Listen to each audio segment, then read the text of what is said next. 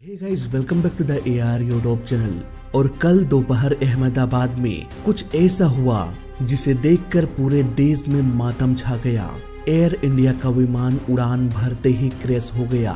इसके बाद जो तस्वीरें सामने आई उसे देखकर रोंगटे खड़े हो गए। पर आखिर ये सब कैसे हुआ, क्या है पूरी कहानी, आइए विस्तार से समझते हैं आज के इस वीडियो में।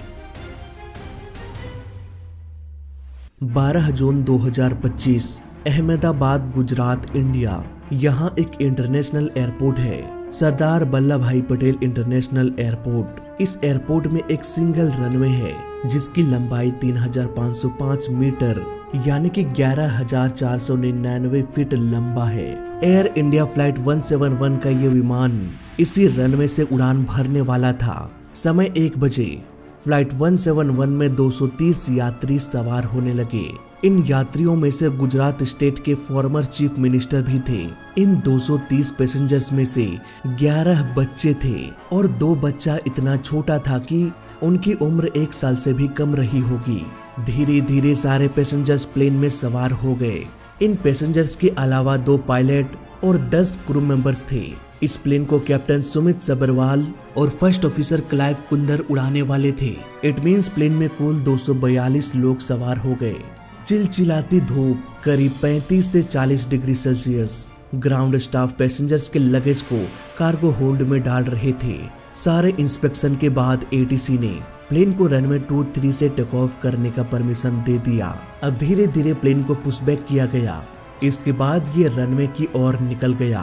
देखते ही देखते प्लेन तेज गति से रनवे पर रन करते हुए रनवे को छोड़ हवा में ऊपर उठने लगा और धीरे धीरे ये अपना एल्टीट्यूड गेन करना शुरू कर दिया। 400 फीट, 500 फीट। तभी प्लेन में कुछ गड़बड़ी हो गई। ये प्लेन ऊपर उठने के बजाय नीचे की ओर गिरने लगा। पर क्यों और कैसे, ये किसी को भी नहीं पता था। प्लेन के टेक ऑफ करने के महज 30 सेकेंड्स बाद ही ये प्लेन BJ मेडिकल कॉलेज के छत से टकरा गया। यहीं पर प्लेन का टेल टूटकर अटक गया और प्लेन के बाकी का हिस्सा कुछ और घरों को तोड़ते हुए क्रैश हो गया। अब क्योंकि प्लेन के टैंक में भारी मात्रा में फ्यूल भरा था, इसलिए क्रैश के तुरंत बाद भीषण आग का गोला आसमान में फैल गया। आसपास मौजूद लोगों ने इस पूरे हादसे को अपने कैमरे में फिल्माया। बहुत से लोगों ने उन क्लिप्स को मुझे सेंड भी किया और यकीन मानो दोस्तों, उसे देखने के बाद मेरी रूह तक कांप गई। ऐसी तस्वीरें और ऐसी जली हुई तस्वीरें सामने थी कि मैं उसे यहाँ पर दिखा भी नहीं सकता। फायर फाइटर्स की गाड़ियां आग बुझाने के लिए पहुंच तो गई, लेकिन उन्हें भी बहुत लंबा समय लग गया। घंटों तक रेस्क्यू का काम जारी रहा। चारों तरफ बस चीख पुकार थी। मैं हमेशा से अपनी वीडियोस में एक बात कहता हूँ कि प्लेन क्रैश की वजह से लोग नहीं मरते, बल्कि क्रैश के बाद लगने वाली आग लोगों को जिंदा जला के मार देती है। और ऐसे भीषण आग में हर कोई लाचार हो जाता है। अगर कोई यात्रियों को बचाए भी तो कैसे बचाए? जब तक आग नहीं बुझेगी लोगों को बचाया नहीं जा सकता, और जब तक आग बुझेगी तब तक बहुत देर हो चुकी होगी। अभी तक मिले रिपोर्ट के अनुसार 242 लोगों में से सिर्फ 1 शख्स ऐसे हैं जो इस हादसे में जिंदा बच गए। उन्हें बस थोड़ी बहुत चोटें लगी। क्रैश के बाद वो अपने पैरों से चलते हुए बाहर आ गए और ये कोई चमत्कार से कम नहीं है दोस्तों। अभी जब मैं ये वीडियो रिकॉर्ड कर रहा हूँ तब तक एक ही यात्री के बचने की जानकारी मिली है। अनुमान लगाया जा रहा है कि इस हादसे में 269 लोग मारे गए। प्लेन में सवार लोगों के अलावा ग्राउंड में 28 लोगों के मरने की पुष्टि हो चुकी है।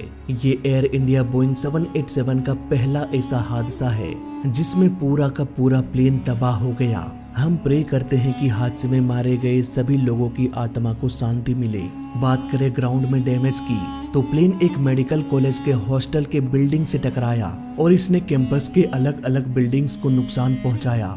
और जिस तरह से उस एरिया में आग लगी, एक छोटा तिनका भी नहीं बचा। अभी तक के मिले रिपोर्ट के अनुसार 269 बॉडीज को रिकवर कर लिया गया है। वहीं एक 40 साल के ब्रिटिश सिटीजन अकेला जिंदा बचा जो उस प्लेन में सवार था। वो प्लेन के सीट नंबर 11A पर बैठे हुए थे, ठीक इमरजेंसी एग्जिट के 1 सीट आगे। इनके भाई भी उसी प्लेन में सवार थे, पर अफसोस उनकी जान नहीं बच पाई। ऐसे ही सैकड़ों लोगों की कहानियां इस हादसे में दफन हो गई। दोस्तों इस पूरी कहानी को समझने के बाद, सोशल मीडिया में मौजूद वीडियोस को ऑब्जर्व करने के बाद मैंने इस केस को समझने की कोशिश किया। अब जो डिटेल्स मैं आपके सामने रखने वाला हूँ उसकी छानबीन मैंने किया है, तो हो सकता है जो इस हादसे का ऑफिशियल रिपोर्ट निकल के आए वो इससे थोड़ा अलग हो जाए। इन्वेस्टिगेशन की शुरुआत करते हैं फ्लाइट रडार 24 से। इसका काम होता है धरती में उड़ रहे सारे प्लेन्स को ट्रैक करना। ये रडार प्लेन में लगे ADS-B ट्रांसपोंडर से कम्युनिकेट करके रियल टाइम में लोकेशन का पता लगाता है। फ्लाइट 171 के टैक्सिंग से लेकर टेक ऑफ करने तक इस रडार ने सब कुछ रिकॉर्ड किया, लेकिन जैसे ही ये प्लेन 625 फीट के ऊंचाई में पहुंचा, रडार प्लेन के ट्रांसपोंडर से डिस्कनेक्ट हो गया। अब दोस्तों 625 फीट की ऊंचाई में कोई बिल्डिंग है नहीं कि वो उससे टकरा जाए और रडार का कनेक्शन टूट जाए। क्रैश होने से पहले प्लेन में कुछ तो ऐसा हुआ होगा जिससे में भी प्लेन का ट्रांसपोंडर बंद हो गया और फ्लाइट रडार 24 डिस्कनेक्ट हो गया। पर ऐसा क्या हो सकता है जिससे ये बंद पड़ जाए? कोई भी इलेक्ट्रिक डिवाइस इलेक्ट्रिसिटी से ही चलती है और इलेक्ट्रिसिटी मिलता है प्लेन के इंजन से। क्या हो अगर इसके इंजन में प्रॉब्लम हो जाए? दोस्तों ऐसे केस में प्लेन में इलेक्ट्रिसिटी मिलना बंद हो जाएगा। मे बी इसी वजह से ट्रांसपोंडर भी बंद पड़ गया हो या फिर किसी तरह का इलेक्ट्रिक फेलियर भी हो सकता है, लेकिन इलेक्ट्रिक फेलियर में प्लेन नीचे नहीं गिरेगा। इसका सबसे बड़ा प्रूफ है हमारे पास ये वीडियोस, जहां हम देख सकते हैं धीरे धीरे प्लेन नीचे आने लगा। और ऐसा तभी हो सकता है जब इंजन पावर जनरेट ना कर रहा हो। इस वीडियो में अगर हम गौर से देखें तो यहाँ पर हमें ऐसा लगता है कि कुछ तो यहाँ से निकला हुआ है। मे बी ये रैम एयर टरबाइन है और ये रैम एयर टरबाइन तब ऑटोमेटिकली अपना काम करना शुरू करता है जब प्लेन का दोनों इंजन फेल हो जाए। हालांकि इस वीडियो में क्लियर तो दिखाई नहीं दे रहा, लेकिन अगर ये रैम एयर टरबाइन है तो मैं ये दावे के साथ कह सकता हूँ कि प्लेन का दोनों इंजन फेल हो गया होगा। इसलिए इन सब चीजों को ध्यान में रखते हुए हम ये कह सकते हैं कि प्लेन के क्रैश होने से पहले ही प्लेन में गड़बड़ी हो गई होगी, मे बी इंजन फेलियर। अब आपको लग रहा होगा कि मैं इन सारी बातों को ऐसे तुक्का लगाकर बोल रहा हूँ, पर ऐसा नहीं है दोस्तों।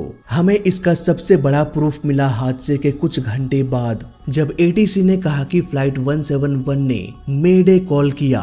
मेडे कॉल तब किया जाता है जब प्लेन में कोई ऐसा खतरा आ जाए जिससे प्लेन क्रैश हो सकता है। इट मीन्स जब ये मेडे कॉल किया गया तब प्लेन रनवे के आसपास के आखिरी छोर में रहा होगा, यानी कि गड़बड़ी की शुरुआत भी यहीं पर हुई होगी। लेकिन यहाँ पर एक और सवाल पायलट पर उठ जाता है कि अगर पायलट को पहले से ही पता चल गया था तो उन्होंने उड़ान क्यों भरा?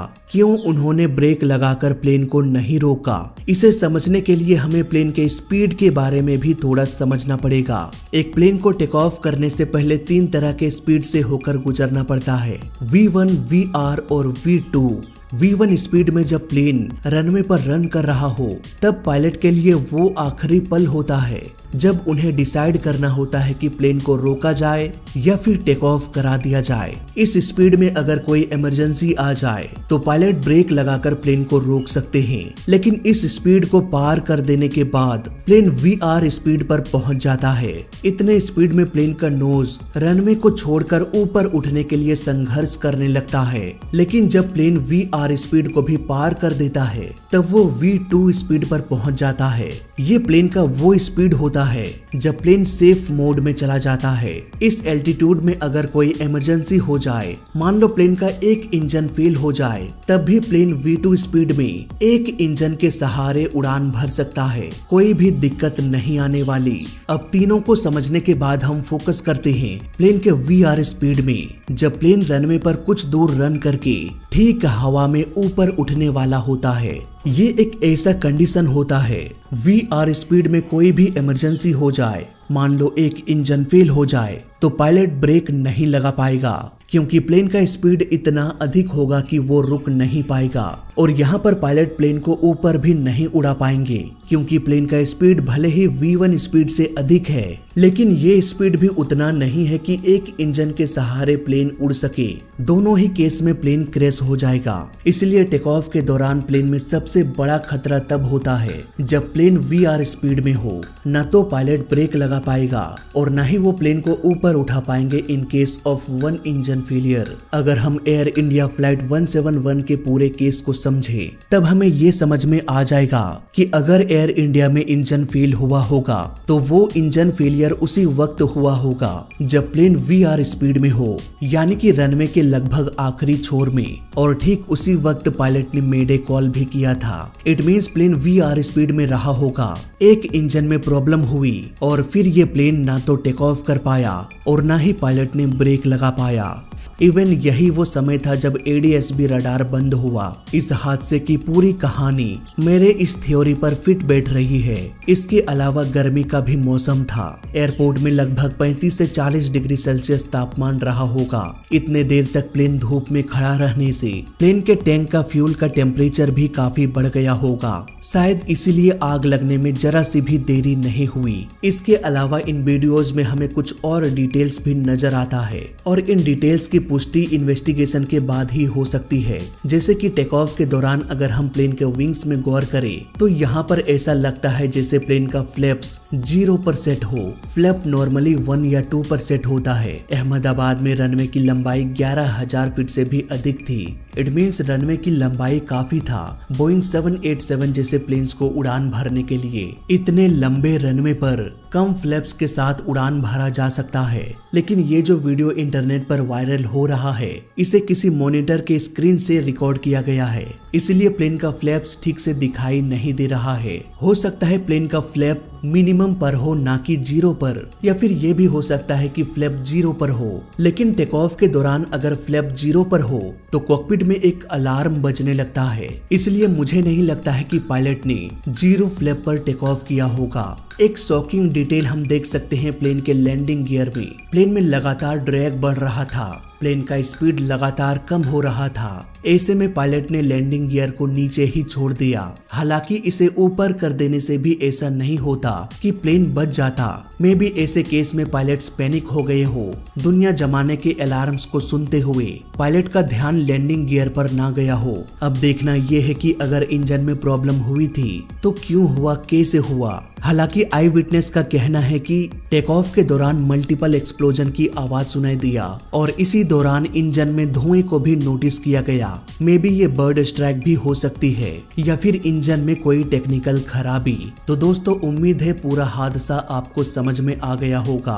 अभी बहुत कुछ जानना बाकी है। मे बी इस साल के अंत तक इस केस का इन्वेस्टिगेशन रिपोर्ट हमारे सामने आ जाए। उस समय हम और भी डिटेल में इसके बारे में चर्चा करेंगे। फिलहाल इस वीडियो में अभी तक के लिए बस इतना ही। अगर इस हादसे के बारे में कोई मेजर अपडेट आता है तो उस पर भी मैं वीडियो बना दूंगा। इसके लिए आप हमारे साथ जुड़े रह सकते हैं। वीडियो अच्छा लगा तो लाइक कर देना, बुरा लगा तो डिसलाइक कर देना और दोनों ही केस में चैनल को सब्सक्राइब कर देना, क्योंकि इस चैनल में सीखने के लिए बहुत कुछ है। तो मैं मिलता हूँ आपसे अगले वीडियो में। तब तक के लिए देखते रहिए और सीखते रहिए। जय हिंद, वंदे मातरम।